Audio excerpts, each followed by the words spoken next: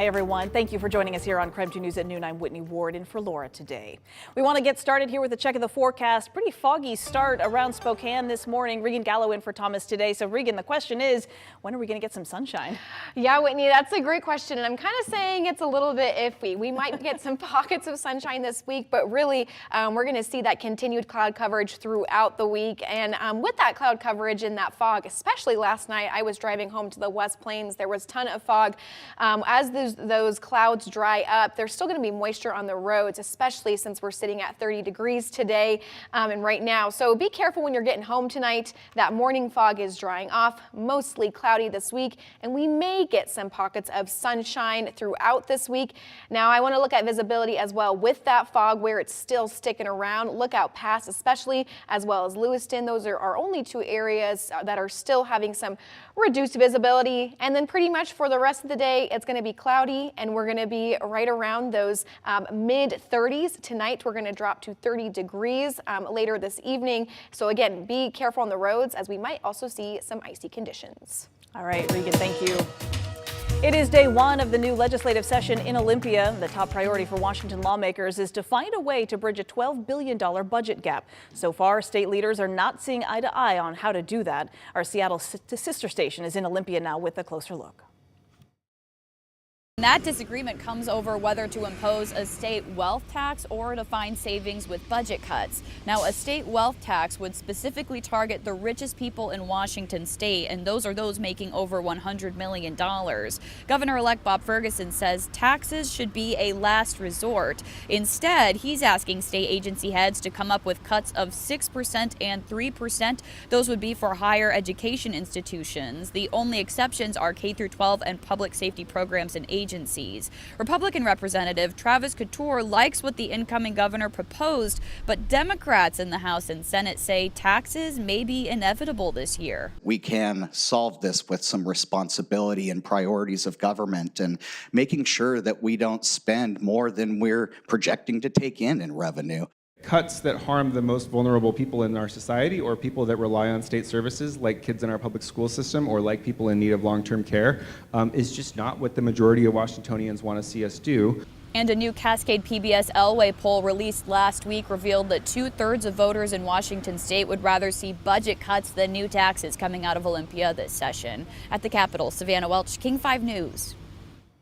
And Washington's new governor will be sworn in later this week. That ceremony will take place at noon on Wednesday. Bob Ferguson taking over the role from Jay Inslee, who has served as governor since 2013.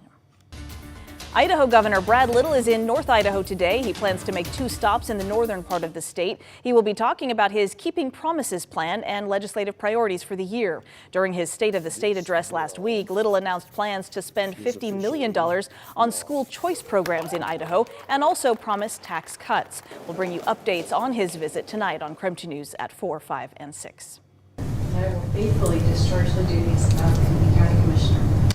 And new at noon today, Kootenai County swearing in 4 elected officials. Those ceremonies took place at the County Administration Building. Among those taking the oath of office were County Commissioners Leslie Duncan and Mark Eberlein, also Kootenai County Sheriff Robert Norris and Prosecuting Attorney Stanley Mortensen. Happening today, the murder trial against a Pullman man is getting underway. Police arrested Jacob Spray in March of last year. He is accused of murdering his estranged wife. Just hours before Spray's arrest, Pullman police found the woman dead with serious injuries during a welfare check. Officials believe she was assaulted. Jury selection begins today with the trial to follow. 2 hunters were found dead in Adams County. The sheriff's office says Rock Bass and Gary Myers went duck hunting and then never returned. This weekend, search crews found the men dead at Sprague Lake. The Adams County Sheriff's Office says their hearts are with the families and friends of the pair, sending their condolences and prayers.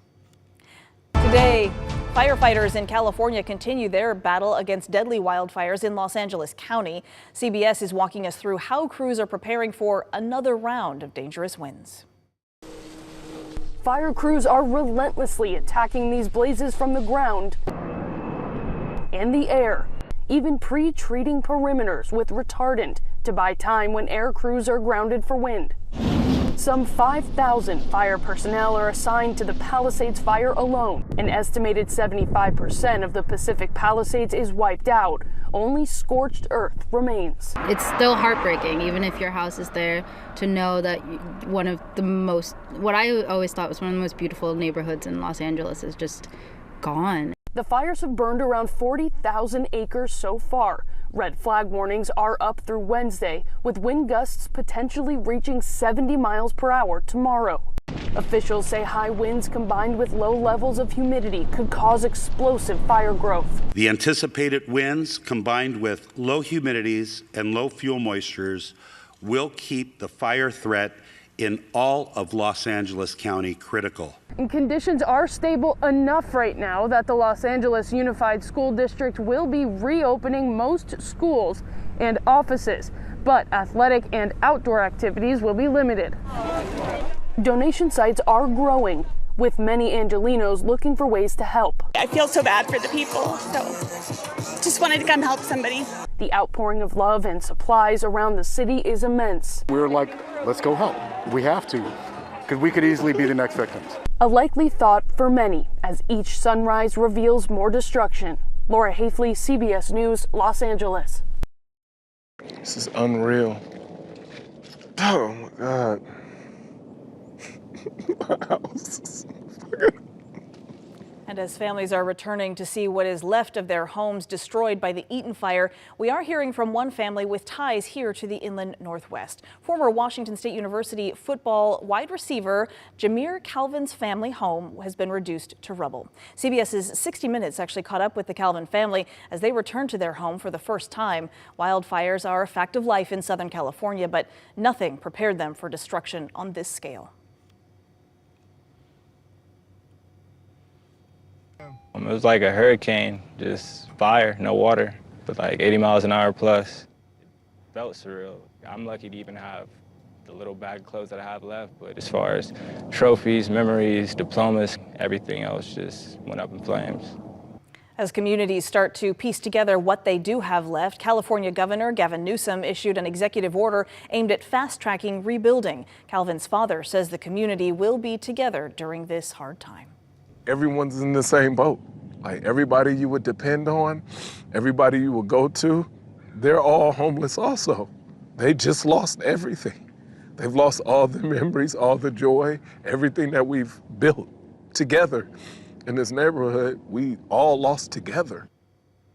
And we'll certainly be keeping the Calvin family in our thoughts as well. Dozens of people from across the inland Northwest are in California right now helping to battle those wildfires. And we'll show you the work they're doing coming up in less than 10 minutes.